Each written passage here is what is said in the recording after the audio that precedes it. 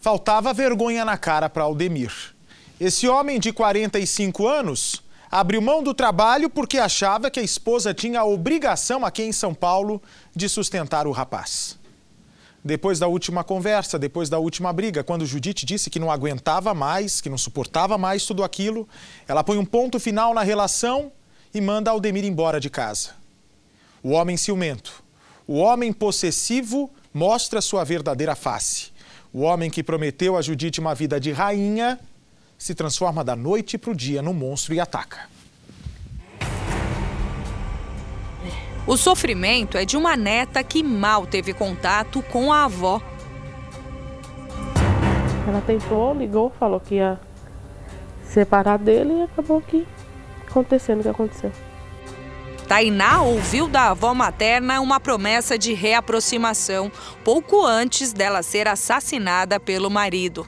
Judite dizia que já estava separada e agora queria ficar mais com a família. Se desculpou, falou que ela ia voltar a falar com os netos, voltar a dar carinho para os netos, que desde quando eu cheguei aqui ela não sempre desprezou a gente. Aí ela falou que ia voltar a ter uma relação de volta com os netos. Falou que estava arrependida do que ela fez, do que ela tinha feito com a minha mãe. E que ia voltar, que tinha se separado dele e que ia voltar a ter uma relação com a gente. A filha da vítima nunca interferiu na relação e praticamente a única vez que esteve na casa do casal foi quando o conheceu. Fiz uma viagem para Pernambuco, voltei e vim para cá. Liguei, falei que precisava de uma casa, ela procurou casa para mim tudo. Alugou, deixou tudo prontinho, do lado da casa dela.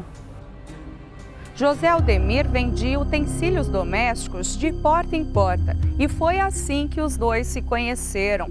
No começo, ele parecia um homem muito tranquilo e logo eles foram morar juntos. Só que esse amor, tamanho que ele dizia sentir por Judite, destruiu rapidamente a vida dela. Foram apenas 4 anos, o que impediu que ela se aproximasse novamente da família. Tentava se aproximar, mas por causa dele não ia. Então, preferia ficar no canto dela com ele e deixar a gente em paz também para não haver atrito, haver discussão, né? Nunca teve.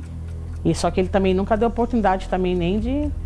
Quando eu estava viajando, eu cheguei de viagem e fui na casa dela. Foi a única vez. E a gente morou vizinho próximo, acho que uns 2 anos e foi a única vez que eu fui na casa dela. Fernanda é a filha que não foi criada por Judite e que sempre quis resgatar os laços. Quando ela decidiu morar perto da mãe para viver uma nova fase que prometia muitas alegrias para as duas, nada disso aconteceu. Quando estava acompanhada do marido, Judite era obrigada a ignorar a filha. Eu não sei se ele ameaçava, poderia ser ameaça, mas eu sentia da parte dela, eu sentia medo. Então ela praticamente que fugia da gente. Se eu quisesse levar os meus filhos para ela ver, tinha que levar no trabalho dela.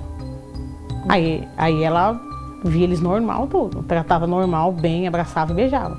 Mas quando ela estava em casa, que sabia que ele estava por ali, ela... Assim que começou a se relacionar com José Aldemir, Judite se afastou da família, o que impediu que todos percebessem o real terror que ela passava dentro de casa todos os dias. Ele tinha uma tática e sempre que ia agredi-la, aumentava o volume da televisão ou do rádio para impedir que os vizinhos escutassem os gritos de socorro. Na hora das discussões, ele aumentava muito o som. Colocava no último volume ali. O casal morava nesta casa que fica na região de Hortolândia, no interior de São Paulo. Os vizinhos mal conheciam Judite, porque ela só saía de casa para trabalhar. Ela também não contava a ninguém sobre as agressões que sofria. Cansada de guardar esse segredo, que custava tão caro a ela passou a se abrir com uma irmã e pediu ajuda para se separar algumas vezes. A última tentativa de separação aconteceu 3 semanas antes do crime. Só que José Aldemir a procurou na casa da irmã, prometeu que ia mudar, dizia que a amava. Ela acreditou, não procurou a polícia e voltou a morar na casa. Acho que quando ficava bem feia mesmo a coisa, ela ia para casa da irmã dela, da minha tia. Várias vezes ela chegou aí. E o que acontecia depois? Ele ia atrás dela, chorando, dizendo que estava arrependido. E ela acabava voltando. Durante mais uma briga que aconteceu no quintal da casa, onde já mora uma outra família, Judite foi morta. O assassino arrastou o corpo dela para dentro da casa e deixou no banheiro coberto. Depois disso, fugiu sem levar nada. Ele deixou até os documentos para trás. 4 dias depois, ele ligou para um amigo confessando o crime, mas o amigo não quis acreditar. Horas depois, ele ligou novamente, confirmando tudo, apontando onde estava o corpo dela e o que havia feito. Ele então ligou para a polícia, que esteve no local e encontrou o corpo dela já em avançado estado de decomposição. Judite ganhava um salário mínimo com o trabalho de cozinheira aos 57 anos e passou a sustentar o marido, que parou de trabalhar. José Aldemir era 12 anos mais novo que Judite e, apesar disso, alegava ter um ciúmes incontrolável. Ciúmes esse que superava qualquer outro sentimento bom e só não era maior do que a violência de José Aldemir. Obsessão, né? Loucura. Acho que é obsessão, loucura, não tem outra explicação. Amor não faz isso, né? Não, porque quando você ama, você quer ver o bem. Você quer ver a pessoa bem, mesmo que estando longe, mas você quer ver a pessoa bem.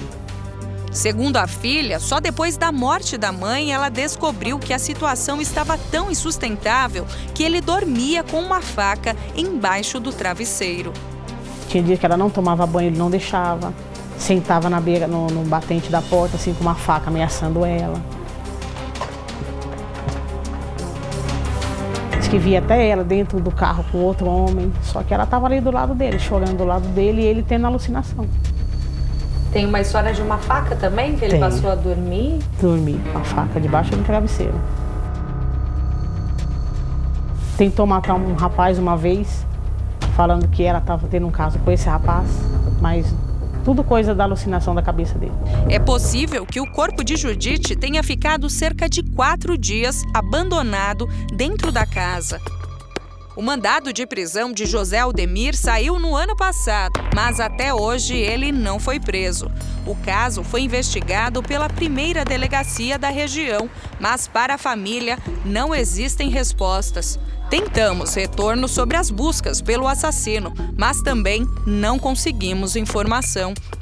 Espero que ele seja achado, né? Mesmo que não traga ela de volta.